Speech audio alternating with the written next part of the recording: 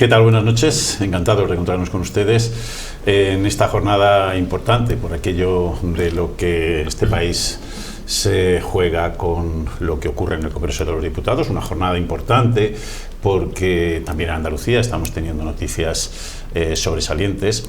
Son muchas las cosas sobre las que queremos charlar y compartir con ustedes reflexiones esta noche, y para ello contamos con Begoña Álvarez, que hacía tiempo que no estaba con nosotros. Begoña, buenas noches. Hola, buenas bienvenida. noches. Diego Oliva. Muy buenas noches.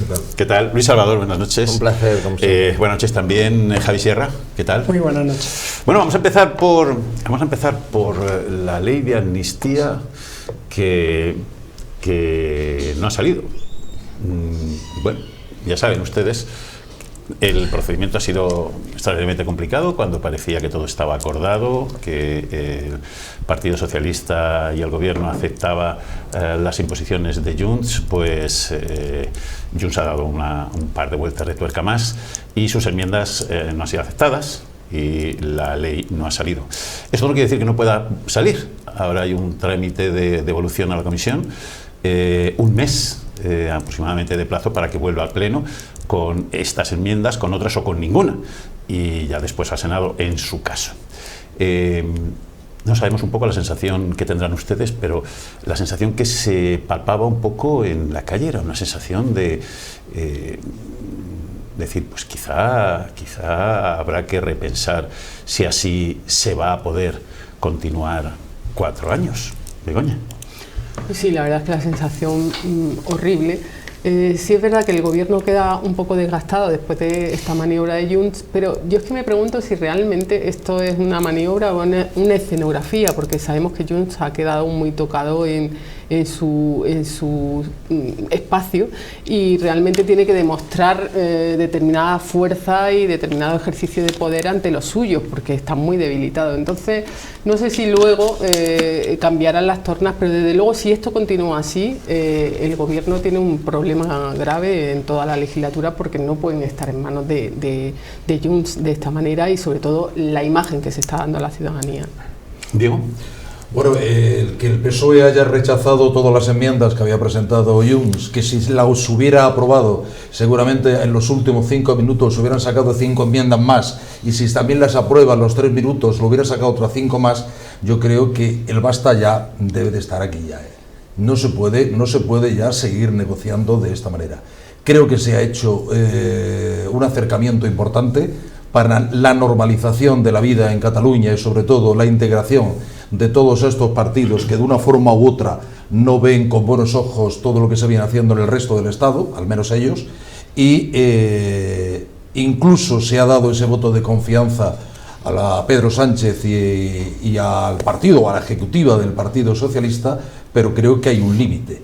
Y lo que no se puede hacer por intentar ganar una carrera de 100 metros, no poder jugar o correr otra carrera ni de 100 ni de 1000 en los próximos 15 años. Si lo que quiere el Partido Socialista es irse a la oposición durante los próximos 10 años, pues que sí, que le siga la corriente a Junts.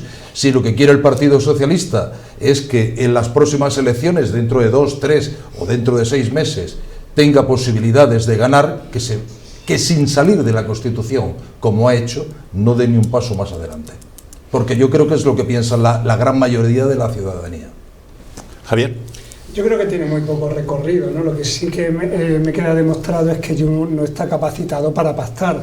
Y hablabais antes de si el Partido Socialista va a continuar con esta deriva, pero es imposible continuar por esta deriva, puesto que cada paso que va progresando en los últimos meses se encuentra con una traba más que plantea Junts, con lo cual creo que de los pactos anteriores, de todas las situaciones anteriores, los que están incapacitados para continuar este camino es Junts, y desde luego son los que se van a descolgar finalmente, porque esto no es gobernable con esta situación. Luis. Bueno, yo creo que la pregunta sería, si esta hubiese sido la votación definitiva y sin esta votación ya no se pudiese aprobar nunca más la ley de amnistía, ¿hubieran votado en contra, o sea, como han hecho? Pues yo creo que no. O sea, por tanto, lo que ha habido es un pulso, y un pulso que lo han llevado, como lo están haciendo desde el principio, hasta la máxima presión posible, y tratando de doblar el pulso al gobierno y demostrar además que entonces que sus votos son mucho más importantes que los de Esquerra para Cataluña y que los de cualquier otro para mantener a este gobierno, y dando la sensación de que lo mantendrán mientras ellos quieran, ¿no? Por tanto, yo creo que por una parte lo que estaba aquí en juego era la credibilidad del gobierno, o sea, si el gobierno estaba dispuesto a ceder a última hora para cambiar algún parámetro de esta ley, o sea, que no había sido pactado con anterioridad cuando se cerró el acuerdo, quiero decirlo. Por tanto, el que se está saltando el acuerdo que tenían cerrado para aprobar la ley era el que ya en su momento la pactó, la negoció y llegaron a un acuerdo de que esas eran las condiciones para poder aprobarlo. También es cierto que ha salido un outsider, o sea, al margen de, y también instigado, pues desde que Aznar dijo cada uno hacer lo que podáis, pues el juez García Calderón está haciendo en todo momento lo que puede para poner un problema, una traba, o para meterle el miedo en el cuerpo a Puigdemont o a quien sea, y los tiene a todos dislocados porque creen que lo que se podía aprobar podía no ser suficiente, dadas las pesquisas que está iniciando el juez Calderón, cómo está gestionando los sumarios y lo que en este momento está dando la impresión de hacer. Yo creo que lo que estaba en juego hoy, más si se aprobaba la ley de amnistía o no, era si el gobierno cedía hasta las últimas consecuencias con lo que le estuviera planteando Jun, y ha demostrado que no. O sea, lo digo para aquellos que durante tanto tiempo están diciendo como que este gobierno está en manos de los nacionalistas, de los independentistas. Pues si estuviera en manos de los independentistas hubiera hecho el cambio que hubiera permitido salir la amnistía adelante y continuar bien la legislatura, ¿no? Por tanto, mi lectura, si hubiera sido votación única y ya no se pudiera volver a votar, no hubiera votado eso Jun. Siguiente votación, creo que el gobierno sale más reforzado precisamente por haberse plantado y decir no voy a pasar un milímetro de donde está en este momento la ley, y es Jun el que tiene que saber si quiere una amnistía en los términos que habían pactado o si quiere cualquier otro horizonte que no le interesa a ningún español de bien, como diría Rajoy, salvo a Fijo. ¿Tenéis la sensación de que el panorama se ha enrarecido de una manera absolutamente extraordinaria? Porque cualquier extraterrestre que viniera a España se podría encontrar ahora mismo una situación como un auténtico partido de voleibol o de tenis de mesa entre los jueces por un lado y el legislativo por otro lado. Es decir, a cada paso que se da en el Congreso de los Diputados, responden algunos jueces con 2 huevos duros más, lo que obliga al Congreso, o lo que obliga a los proponentes en este caso, a modificar lo que habían acordado, que es respondido a su vez. Bueno, es una puñetera locura, Begoña. Es una locura y creo que parte de un error que fue el de mencionar el lawfare en aquel documento. Los jueces se sintieron señalados absolutamente y han reaccionado de una forma brutal a ese documento. Yo he tenido oportunidad de hablar con algunos en Madrid y realmente poco se ve del enfado que tienen. O sea, están realmente, se sienten absolutamente señalados, y es verdad que el Poder Judicial es un poder que, digamos, sigue manteniendo esa capa, digamos, de tener privilegios o no querer que nunca se hable de ellos de ninguna manera, ni se les juzgue, ni se les ataque, ni se les mencione. Sin embargo, el resto de los actores políticos, ahí se puede hacer de todo, se puede mentir, se puede calumniar todo, pero a los jueces es que no se les puede tocar en este país. Entonces ha sido un error meter, para mí, tal y como está el Poder Judicial actualmente, meter esa palabra, filtrar ese término, fue un error, porque la reacción efectivamente es, ahora aparecen ya los talibanes, que no son todos, porque es verdad que en este país la judicatura a mí me parece excelente en general, pero es verdad que hay algunos jueces muy talibanes, muy afines a determinados partidos que si ven un resquicio van a hacer política de la dura, y además no se les puede criticar, que es lo peor. Diego. Hombre, me preocupa de todo esto la forma de inocular virus a la democracia. O sea, la democracia la estamos convirtiendo en enferma. Ahora mismo tenemos una democracia no en crisis, como decía hace poco unos amigos, que no estamos en crisis en democracia, no, está enferma. Y todos la estamos inoculando, los partidos políticos por una parte, la oposición por otra, el hablar mal de todas y cada una de las instituciones, el Poder Judicial interpretando y sobreactuando diciendo no solamente soy juez, sino además quiero demostrar que soy juez y quiero parecer que soy el mejor juez. Aparte de todo eso, ¿quién sale al final? La desafección que hay del ciudadano hacia la democracia, al final es un problema. Porque ya no se van a parar en mirar el poder judicial, el poder político, en todo esto esto da igual, esto está muy mal. Y eso es lo que realmente me preocupa, porque en esa enfermedad democrática que estamos pasando en este momento, y que es normal en las democracias consolidadas, lo que pasa es que aquí pues vamos con mucho retardo con respecto a otras, sí que es verdad que debemos de poner un freno, al menos las personas que tenemos la posibilidad de hablar en un medio de comunicación como este, y pedir sensatez. Pedir serenidad, pedir sensatez, pedir que cada uno haga el trabajo que tiene que hacer, que los ayuntamientos de pueblos o de ciudades se dejen hablar de amnistía, se dejen hablar de políticas nacionales, que alcaldesas de municipios estén haciendo política nacional y comiencen a hablar de lo que le preocupa a los ciudadanos de su ciudad, del urbanismo, de la limpieza, de la seguridad, del alumbrado. Pero que se dejen de fotografías ya. Vamos a hacer cada uno el trabajo que nos corresponde. Los jueces el suyo, los políticos el suyo y los periodistas el suyo. Me decía un señor mayor hace muy poquito en Trevélez, hace 48 horas como mucho, en la plaza de Trevélez sentado, y dice: ¿sabe usted lo que más me preocupa? Es más fácil ya comprar 10 periodistas que un periódico. Un periódico cuesta mucho trabajo. Ahora 10 periodistas, qué fácil, ¿eh? No lo tengo yo claro que cueste mucho trabajo. No lo tengo yo tan claro. Me refiero que sea tan difícil comprar un periódico. Javier. Sobre todo porque cada vez encontramos menos kioscos, ¿no? de prensa. Pero es cierto totalmente la falta de adherencia que estamos teniendo los ciudadanos a determinadas situaciones y el cansancio y el agotamiento que llevamos, incluso se ha referido muchas veces en esta mesa de debate. Porque si al final poderes como el judicial, que considera que son poderes independientes, que son poderes que son los que intervienen ante situaciones que pueden crear cierto conflicto, si los vemos que están deteriorados y dejamos de confiar en esos poderes, dejamos de confiar en la política, dejamos de confiar en todos los estamentos que preservan o nos garantizan, o incluso lo que estáis diciendo es tan importante, de verdad, que como los políticos se encarguen de lo suyo y hablen de políticas locales, cuando estamos hablando de temas locales. Recientemente hemos vivido unas municipales donde parecía más que estábamos hablando de la Junta de Andalucía o a nivel nacional que de los problemas que tenemos los ciudadanos en nuestra capital. Si al final todo eso se lo seguimos contagiando a la gente, sin duda estamos bastante tocados y bastante cansados. Y al final, pues incluso el debatir o el exponer en cualquier foro, sea un foro de comunicación o un foro más interno, como nos puede pasar en nuestro día a día, se vuelve en algo totalmente agotador, porque se cae en una sinrazón continua, que es un poco lo que yo estoy viendo que estamos viviendo últimamente en los últimos meses y en los últimos años. Luis. Bueno, yo creo que sería aplicable la frase esta de con la iglesia hemos topado, ¿no? O sea, resulta que en este país se puede insultar a cualquier representante público, se le puede cuestionar, se puede tachar de persona no honorable, de persona que busca el enriquecimiento personal, que busca solamente la ambición, y no pasa nada.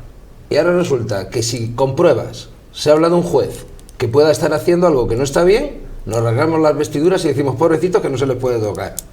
Pues eso, cuando vemos un partido de fútbol y vemos un árbitro que hace un arbitraje, o sea, demencial, y que todo el mundo entiende lo que está pasando y lo está viendo, la gente lo comenta en los bares y la gente lo comenta en los sitios porque lo está viendo.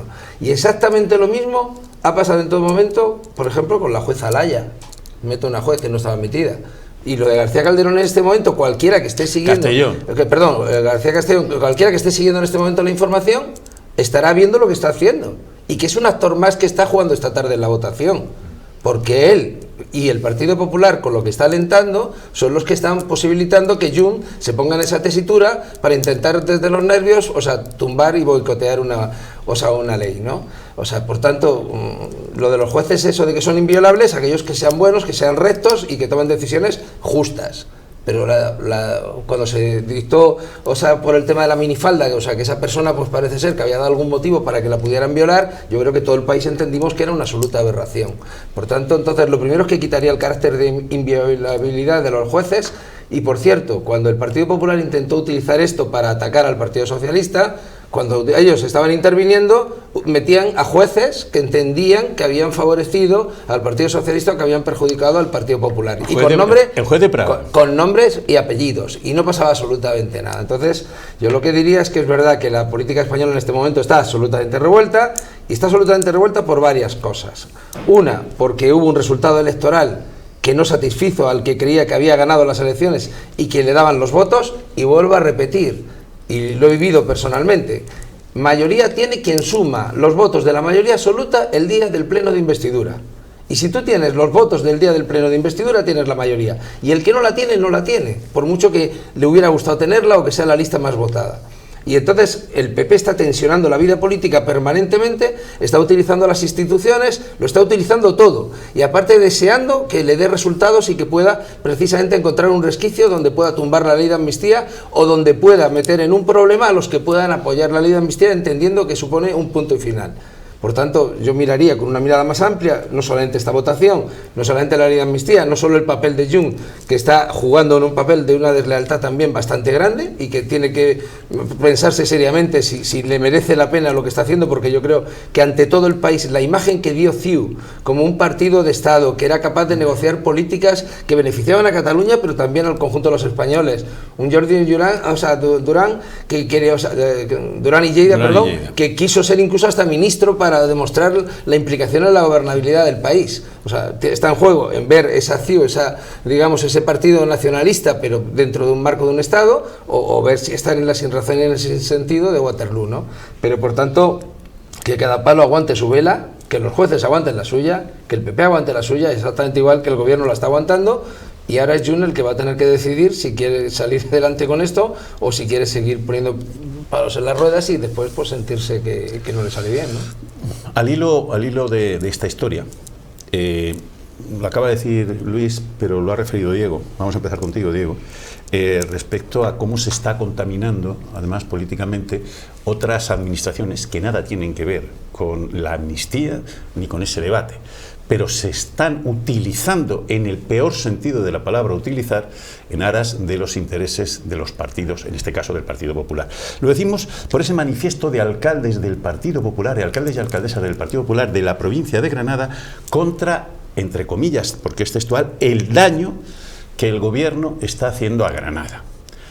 Se refieren al soterramiento, a los espigones, al tren de Motril, que es una cosa de la Unión Europea, que lo marca en el Plan Estratégico de 2050, a la autovía Badajoz, que es un tema de la Unión Europea, que lo marca en el horizonte de 2050, etcétera, etcétera.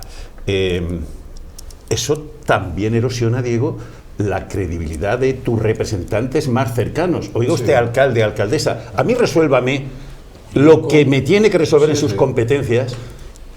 Y déjese de historias, ¿no? Yo como usuario, por ejemplo, echo en falta que nadie está hablando de la autovía de la Almanzora. La autovía de la Almanzora se hizo desde la autovía del 92 que va a Almería hasta la puerta de la factoría de Consentino, y ahí se acabó la factoría. Baza lleva esperando muchísimos años la autovía de la Almanzora, dependiente de la Junta de Andalucía. Nadie recuerda que, siendo ministra de Fomento 2011-2016, doña Ana Pastor, dijo a la variante de Loja que esta era la variante de Loja que había y que solamente venía una vía de tren para Granada, y que de aquellas aguas estas tormentas que tenemos en este momento, porque si no tendríamos un AVE en condiciones. Nadie recuerda aquello, nadie. Nadie recuerda tampoco, pues por ejemplo, que no se ha pronunciado nadie de decir dónde va la sede del Instituto Andaluz de Salud Pública. ¿Dónde está en el aire? Aquí cambian una escuela, no se sabe dónde está. Nadie dice esto. Pero bueno, dicho esto, yo creo que aquí se está enarbolando una serie de banderas, algunos políticos, sobre todo locales, que hablan el nombre del pueblo. Ellos hablan, somos la voluntad del pueblo. No, no son la voluntad del pueblo, son la voluntad de la gente que les ha votado. No se olvide. Y yo, como representante, como ciudadano, le pido a mi alcaldesa que sea alcaldesa de la ciudad de Granada y para todos los granadinos, no la alcaldesa del Partido Popular. Entonces, mire usted, los manifiestos, muy bien, y al presidente de la Diputación, los manifiestos, muy bien que se hagan, pero mire usted, vamos a hacer lo que decíamos al principio, cada uno el trabajo que tenemos que hacer. Si a mí no me corresponde diseñar un edificio, sino mirar cuánto cuesta cada arcén o cada viga, vamos a hacer el trabajo cada uno. porque si no vamos a seguir enarbolando todo. ¿Qué es lo que se intenta? Se intenta hacer una gran maraña absolutamente de todo, para decir que el caos es lo peor que hay. Y aquí se interesa más hablar ahora del tren de Motril, más que hablar de otra serie de complicaciones que tenemos en Granada. Yo leí en el periódico ayer una entrevista que hablaban sobre la presa de Rules, ¿no? Se pone en marcha una central eléctrica, magnífico, y decía en el artículo, esta presa que se ha diseñado para consumo humano. No va a tener problema la presa, la falta de agua, porque es para consumo humano, y esto es lo último que se corta, como que para consumo humano. ¿Y la cota 200? ¿Y el agua de los invernaderos? Y la cota 400. Toca 400. Como alcalde que has sido. No, me gustaría entrar, y aparte ahora, más que como alcalde, como parlamentario, o sea, y que ha estado reivindicando la presa de Rules permanentemente. No, pero no me refiero solo por la presa de Rules. No, pero es que va al hilo de lo que estamos hablando, o sea, porque para mí lo peor de todo no es que un partido político, cuando está en la oposición, reivindique las obras y las infraestructuras que considera que se tienen que hacer, porque aparte seguramente acierta, o sea, el diagnóstico de que hace falta culminar las conducciones de Rules, de que hace falta culminar determinado tipo de infraestructuras, yo creo que todos podemos estar de acuerdo. Lo que la gente, yo creo que está hasta las narices cuando lo reflexiona un poquito, es de ver por qué cuando tu partido está en el gobierno no sigues presionando, exigiendo lo mismo y consiguiendo que esas infraestructuras realmente avancen. O sea, Granada lleva teniendo un retraso en las infraestructuras, o sea, desde hace ya muchas decenas de años, eso lo sabemos absolutamente todos. Responsables, todos los partidos políticos que han tenido competencias y que han tenido posibilidades de haber movido algo para que eso no hubiera sido así, porque en Málaga estamos viendo todo lo contrario. Ahora vamos a ir a eso. Sí, no, pero quiero decir, pero como vemos que lo que quiero decir es que el apoyo político a los proyectos que dan bienestar, que dan riqueza, que dan crecimiento, se nota, pero también el entorpecimiento cuando los proyectos no avanzan. Para mí lo peor de lo que está diciendo el Partido Popular en este momento, sacando una serie de infraestructuras a cuento, es que cuando él estaba gobernando un poquito antes, no avanzaron absolutamente nada. Las conducciones de Rules han pasado ya por no sé cuántos gobiernos. Y resulta que el único gobierno, precisamente, que ha hecho algo por las conducciones y que está empezando a poner en marcha los proyectos es el gobierno actual. Baza-la-Ribina es fundamental para el desarrollo de toda la zona norte de la ciudad, perdón, de la provincia de Granada, para montar empresas, para montar desarrollo, para asentar población. Era una reivindicación también antiquísima que ningún gobierno le había hecho caso. Este gobierno precisamente es el que la ha hecho una realidad. Y como eso ahora, cuando se están protestando porque hacen falta y tenían que haber estado ya hace mucho tiempo los famosos espigones, pues este gobierno es el único que ha aprobado que se van a hacer los espigones de verdad. Por tanto, entonces, o sea, que hay una agenda que ha favorecido, que ha perjudicado a Granada, que todos los partidos hemos tenido responsabilidad sin ningún género de dudas. Pero es que, curiosamente, el único gobierno de todos los que estoy hablando que ha hecho realidades concretas con un montón de proyectos es este. Y resulta que es al que le estamos reivindicando todo lo que no hicimos antes. O sea, Francis, el presidente del Partido Popular, que es el que se ha puesto detrás a los alcaldes para ponerse una medalla más en el partido, demostrando que tengo capacidad también para hacer oposición al gobierno desde Granada, que es donde todos están como locos moviendo, me hace falta que vean la agenda de temas que ha metido, en los que el Partido Popular ha tenido responsabilidades muy grandes. En el tema del AVE, que lo habéis mencionado, o sea, está claro que el trazado del AVE a Granada no es el que tenía que haber sido. O sea, ¿por qué? Porque llegó mucho más tarde que a sitios donde ya había sido su trazado ideal.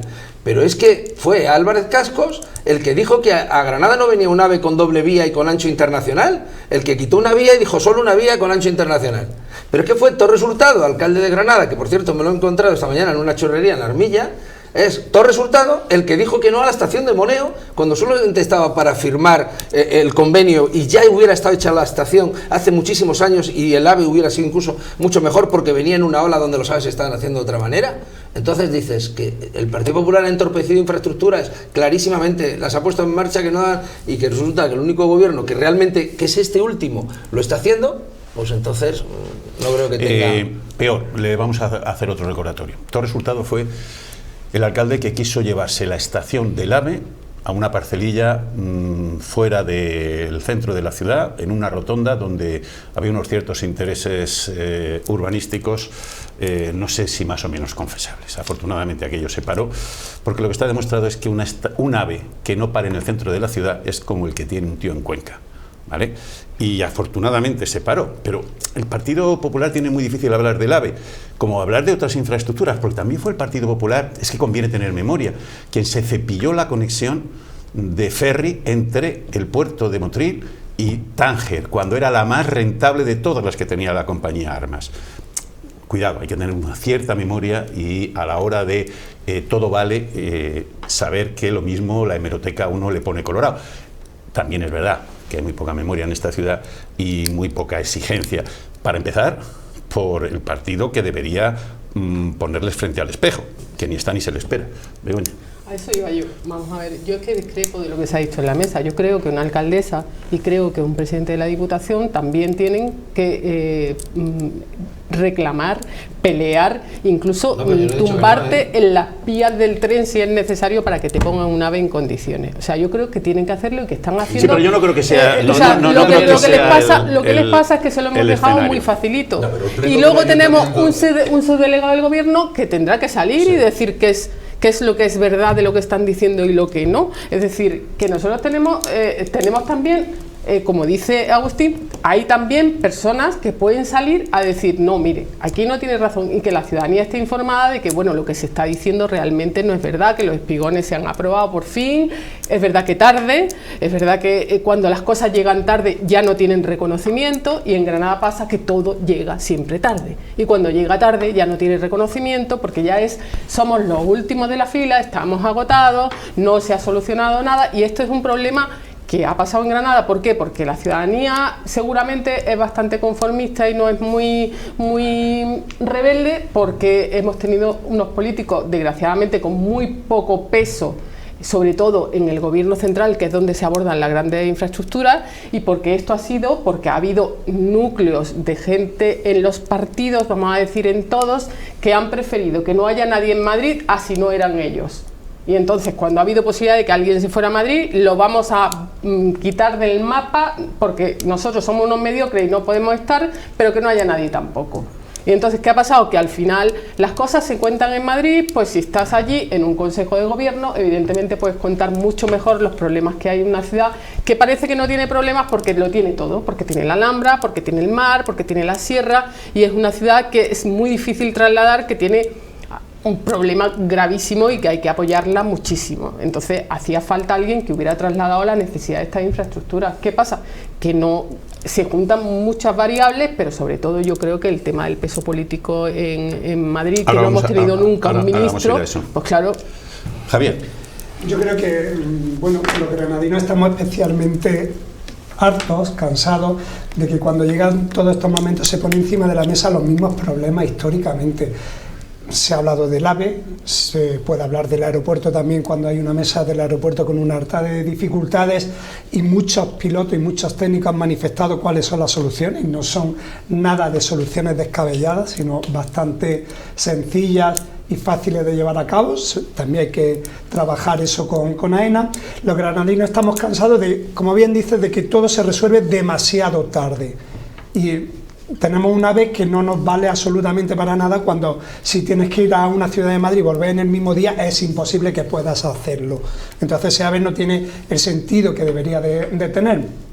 Y en gran medida nos cansa mucho que cuando vemos a nivel político que todos esos problemas se ponen en la mesa, como se ponían en el pasado mes de mayo, y actualmente andamos con los mismos problemas y sin ningún plan, porque yo no veo agenda ninguna para Granada, pero no la veo desde hace muchísimos años, y no veo un plan, una agenda para una ciudad que tiene unas necesidades muy claras, y en el fondo son medianamente coherentes y medianamente sencillas. Y al final estamos llegando a una ciudad que cada vez está, una capital, por ejemplo, que cada vez está más despoblada, está destruyendo población, y es que estamos creando una serie de problemas que nos dificulta vivir en la ciudad y de estar bien conectados y tener unas infraestructuras medianamente coherentes, ¿no? Y este problema es algo que nos cansa bastante. No podemos andar. Yo ahora veo lo del manifiesto y no paro de preguntarme qué hacen ustedes para buscar unas vías de soluciones. porque no se trata tan solo de hacer un manifiesto, sino que se trata de imponerse. Hablaba antes de que los granadinos somos a lo mejor muy conformistas, no lo creo, no veo en otras ciudades como en Málaga o en Sevilla, yo por lo menos no me considero nada conformista, pero no veo yo a los malagueños o sevillanos continuamente saliendo a la calle. No obstante, sus políticos siguen trabajando muy de cara a la ciudad y no de servicio ni tanto de la Junta de Andalucía o del gobierno de España, ¿no? Entonces, al final creo que también gran parte de esta situación es la ausencia de una agenda, de unos políticos que digan este es el plan, esta es la estrategia, este es nuestro plan a largo plazo y vamos a sentarnos y vamos a pelear pase lo que pase por esta ciudad. A ver, recojo un poco algunas de las cosas que habéis dicho y lo hilo con el siguiente tema que teníamos que decir. Es desalentador para Granada noticias como la que recibíamos en las últimas horas. Málaga será sede del IMEC, Centro de Referencia Mundial de Semiconductores y Chips, con una creación de centenares de puestos de trabajo, con la influencia que eso supone y con la riqueza que eso genera. Pero es que unan ustedes a eso que la agenda de la Junta de Andalucía, que no conocemos para Granada, para Málaga contempla 2.400 millones de inversión. Se lo detallamos. Para el Starlight Music World, 286 millones. Para el nuevo hospital, para el complejo cárnico de Faxa, para 2 complejos turísticos en Estepona, para 3 establecimientos de lujo en Marbella, para el Centro Internacional de Alto Rendimiento Deportivo en Deportes Extremos en Coín, 300 millones de euros, más 510 alojamientos. Para Globalia Full Resort, 630 millones de euros. Para la planta de reciclado tecnológico de Ilunion, 10 millones de euros. Esa es la agenda de inversiones de la Junta de Andalucía para Málaga. Probablemente no tenga nada que ver con que el presidente de la Junta de Andalucía sea malagueño, pero sí tiene que ver con que el peso político de Granada, tanto en Madrid como en Sevilla, es cero patatero. Cero patatero. Diego. Efectivamente, volvemos a lo que comentaba Begoña hace un momento. Los partidos políticos, en general, tanto de un extremo como de otro, están cogiendo pues a gente que los pueden adoctrinar. La gente que a lo mejor puede tener, o el ciudadano que puede tener valía para realizar política, se está apartando cada vez más de la política. Porque no quiere participar en ese tipo de juegos. Yo, en el tema de Málaga, que se nos llena la boca hablando de Málaga, cuando hasta hace 20 años era todo lo contrario, Málaga se ha puesto al frente de Málaga, no solamente los políticos, que también, se ha puesto al frente de Málaga una sociedad civil que ha tirado de la provincia y ha tirado de la capital. La gran mayoría de los proyectos que han dicho... Y un alcalde que se ha partido la cara con su partido y con el lucero de lado. Pero la gran mayoría de los proyectos que se están poniendo en marcha en Málaga son proyectos privados, con el apoyo evidentemente de la política. En Granada, ¿qué pasa? Que somos como Penélope. Durante la mañana hacemos grandes ruedas de prensa, grandes fotografías, grandes eventos, donde presentamos un proyecto magnífico y a las 12 de la noche el mismo proyecto lo destejemos para ponerle ya problemas. Si aquí decimos que vamos a hacer un puerto marítimo en Almuñécar, comenzamos automáticamente que como un puerto marítimo en Almuñécar, porque si no habrá otro sitio. Si lo hacemos en Motril, que como que en Motril, pero si hay una charca, pero si lo hacemos en otro sitio, que fije, y luego terminamos el final. Mira Málaga. Málaga tiene, no un puerto, tiene muchos puertos. ¿Qué quiero decir con esto? Que la sociedad civil también tenemos que exigir y tenemos que apoyar. Yo estuve muy esperanzado, y es verdad, por parte de una plataforma con Gerardo Cuervo a la cabeza, de la sociedad civil de Granada, que empujaron en un momento dado una serie de proyectos que no se han llegado a realizar, por cierto, pero bueno, parece que había un poco distinto. Y yo creo que se han aburrido también y han dicho, mira, vamos a seguir cada uno con lo nuestro y vamos a hacer grande la provincia desde nuestro sitio, cada uno. ¿Qué falta? Falta eso. Bueno, sí, no que me gustaría entrar y no voy a ser políticamente muy correcto. No lo sé. No. Bueno, pero a buen entendedor pocas palabras bastarán, ¿no? Pero has puesto el ejemplo, ¿no? De alguien que han tirado del carro y han intentado poner unos cuantos proyectos encima de la mesa, ¿no? O sea, yo que he estado en la defensa de las conducciones de Rules desde el minuto 1 y con toda una organización y con todo el mundo, y que la ministra ya me miraba y sabía que le iba a hablar de Rules, Hoy se ha dicho aquí también justamente lo que se ha avanzado en Rules, quitando lo que yo digo, los proyectos de conducción que se están poniendo ya en marcha.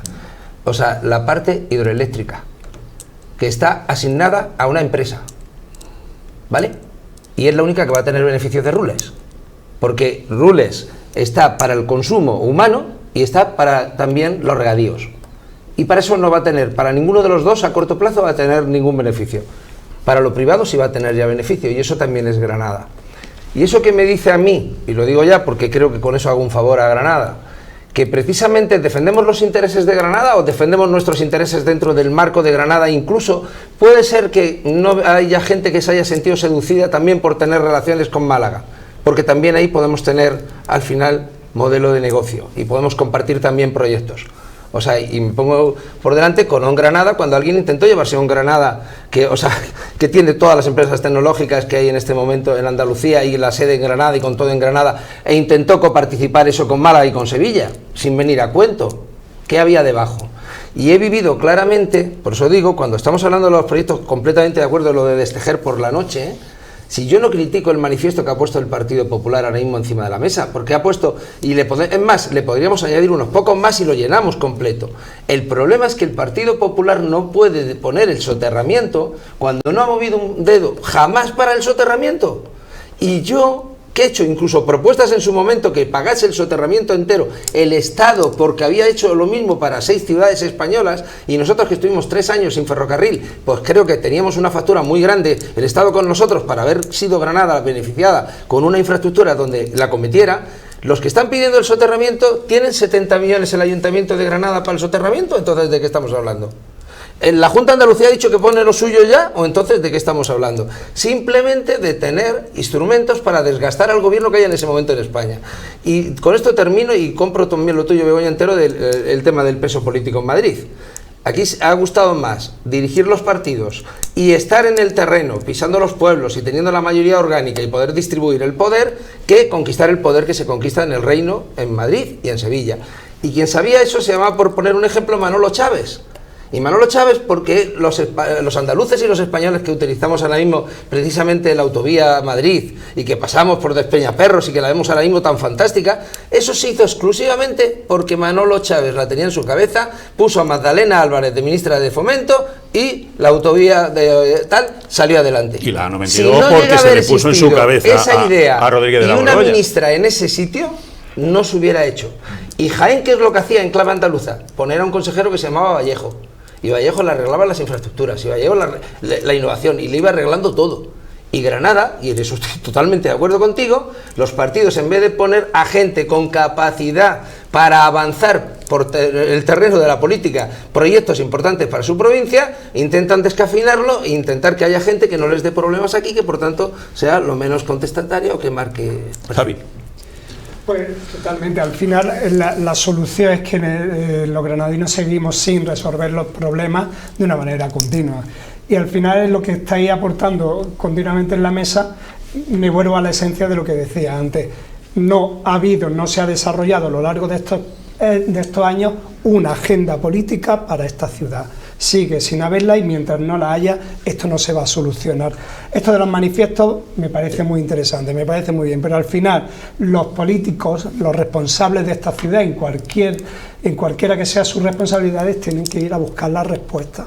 Y no podemos seguir teniendo el aeropuerto en las condiciones que tenemos, que hace unos meses decían los pilotos en una mesa donde acudieron de todos los partidos que se presentaban a las elecciones en Granada, donde referían las dificultades que tenía el ayuntamiento, y eso son unas respuestas técnicas que sencillamente se pueden solucionar y no necesitaban grandes infraestructuras, que el tema no es ampliar pistas ni nada de eso.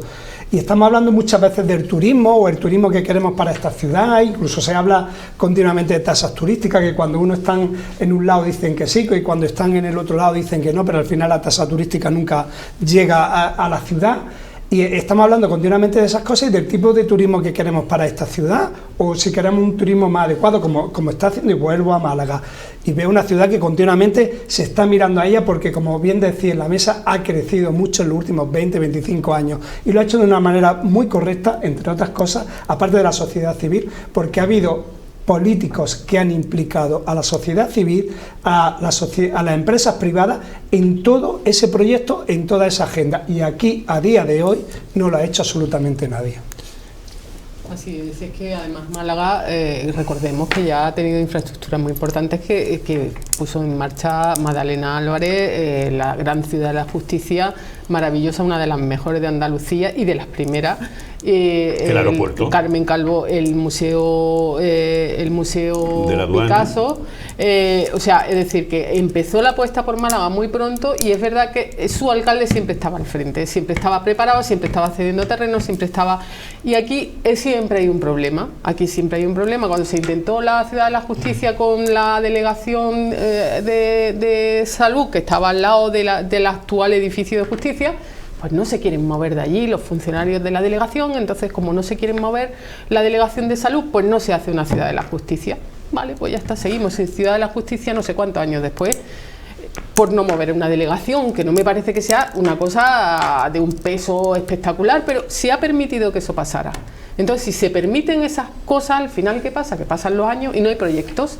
Y cuando ya no hay proyectos, la gente se cabrea, la gente dice, bueno, ¿aquí qué pasa? Bueno, pues que hemos metido la pata sistemáticamente, pero no, sí, ciertamente no hemos tenido peso político, pero la ciudad no responde tampoco, ni se pone en primera fila cuando hay que hacer algo. Pues si necesitamos una Ciudad de la Justicia, nos vamos a donde haya que irse, no se hace. A ver, seguramente están diciendo ustedes, vaya noche que nos están dando. Si queréis tener una noticia buena. Venga, danos una noticia que cuando buena. esté terminada la variante de Loja, que es verdad que no va a recortar muchísimo tiempo, nada más que 10-12 minutos, ya están hablando tanto los italianos como los franceses que están con el low cost, que sí se plantean entonces poner low cost en Granada, que es una de las soluciones para que realmente también se utilice el AVE. Pues es verdad que pasó, quedan 2-3 años. Les voy a dar yo un ejemplo. La semana pasada tenía que venir a Granada un personaje muy reconocido, no le voy a decir el nombre porque no es cuestión de ponerlo en el foco, sino podía haber sido cualquier otro ciudadano. Tenía que venir o el miércoles o el jueves. Para venir en AVE no había ninguna combinación que no le obligara a estar 1 hora y cuarto esperando en Córdoba a coger otro tren. Para venir en avión, el billete costaba, lo comprobamos, exactamente lo mismo que volar desde Málaga a Londres y de vuelta. Ojito. Al final se vino en un coche, claro. ¿Qué pasa con los congresos con semejante situación? Porque se nos van. Pero ya no qué pasa con los congresos. Quiero poner en esta mesa, hemos hablado de la madeja de Penélope. El Palacio de Congresos lleva 1 año sin dar entrada al socio privado que adquiría las participaciones de uno de los socios privados que salía del consorcio. 1 año. 1 año. Con 1 año de paralización de inversiones, con 1 año de proyectos empantanados, proyectos muy interesantes para el Palacio de Congresos, cobertura de la cúpula para hacer una sala de espectáculos permanentes, un restaurante de alto standing arriba, abajo un centro de interpretación para la ciudad, etcétera, etcétera. Llevamos 1 año con una infraestructura que es nuestra, posiblemente el Palacio de Congresos mejor situado con el de Córdoba, pero el de Córdoba es de juguete en comparación con el de Granada, en pleno corazón de la ciudad, una palanca fundamental para nuestro desarrollo turístico que ha demostrado además su utilidad extraordinaria y su capacidad organizativa con la reciente cumbre europea. Hemos hablado con periodistas que han utilizado sus instalaciones y se han ido maravillados, pero ¿cómo podemos tener, Luis, te pregunto a ti, esa situación 1 año empantanada? Eso es culpa nuestra, de nadie más, ¿eh? Bueno, yo primero empezaría echando la culpa para empezar a Juanma Moreno. O sea, que cuando has dicho lo de Córdoba, en un palacio de congresos de juguete, le dio 13 millones de euros para remodelarlo entero. Y en Granada, que se había presentado un proyecto mientras no teníamos ese gran espacio escénico para poder hacer ópera, para poder tener un museo inmersivo, para hacer una reforma que cuesta 3 millones y pico de euros, cerca de 4 millones, para normalizar el Congreso, el Palacio de Congresos que hoy está ilegal. Que si hay un incendio, pasa algo, los asientos están caducados desde el año de la tarara y hay que hacerlo ya, no lo están acometiendo. ¿Y por qué no lo acometen? porque también los demás, y ahí voy en los partidos, no hacen una presión unívoca para intentar, estando en gobierno o en oposición, defender exactamente lo mismo. O sea, Paco Barranco ha revitalizado el Palacio de Congresos, ha traído y ha demostrado una lista de espera de congresos impresionante. Este Palacio de Congresos tiene una cantidad de metros y de posibilidades como no tiene ningún Palacio de Congresos 8.000 metros cuadrados útiles, en pleno centro de la ciudad. Y se le están poniendo los problemas, y aquí digo por parte de la Junta, Rogelio, el consejero de Ciudadanos, cuando estábamos negociando todo esto para traer esto, o sea, yo me peleaba con él delante de los demás, porque decía, no, es que la gente lo que nos pide es Málaga. Los empresarios no... Yo digo, claro, ¿cómo no os van a pedir Málaga si todo lo estáis facilitando completamente en Málaga? Sí, o sea, en lo que habéis dicho de los 20 y tantos años y lo que estamos diciendo de algunas apuestas privadas, son apuestas privadas porque lo público ha apostado claramente por ello y porque hay peso político en los sitios y desde ahí se decide que se hagan las inversiones. Pero lo de Juanma Moreno con el Palacio de Congresos, intentaron incluso que la figura del secretario no estuviera en Granada, lo que me negué tajantemente, y que lo llevara una gestora en Sevilla. O sea, por tanto, o sea, dices algo que es totalmente antinatura, y por eso veo que le dan, o sea, como hijo predilecto de Andalucía, cuando no ha terminado precisamente ni el mandato, y lo único que ha hecho hasta ahora ha sido descapitalizar Granada en beneficio de Málaga y Sevilla, que anda sola porque tiene allí toda la gran infraestructura de la Junta, pues... Javier.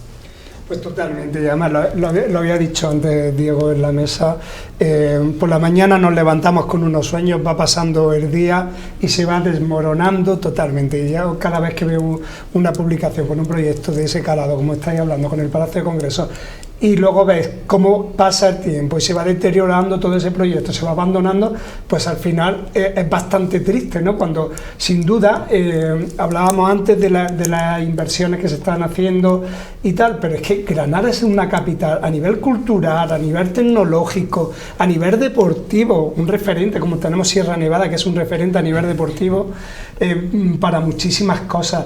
Y continuamente vemos cómo se va destruyendo y cómo los proyectos se quedan sin avanzar. Y ahí estoy muy de acuerdo con lo que está diciendo Luis.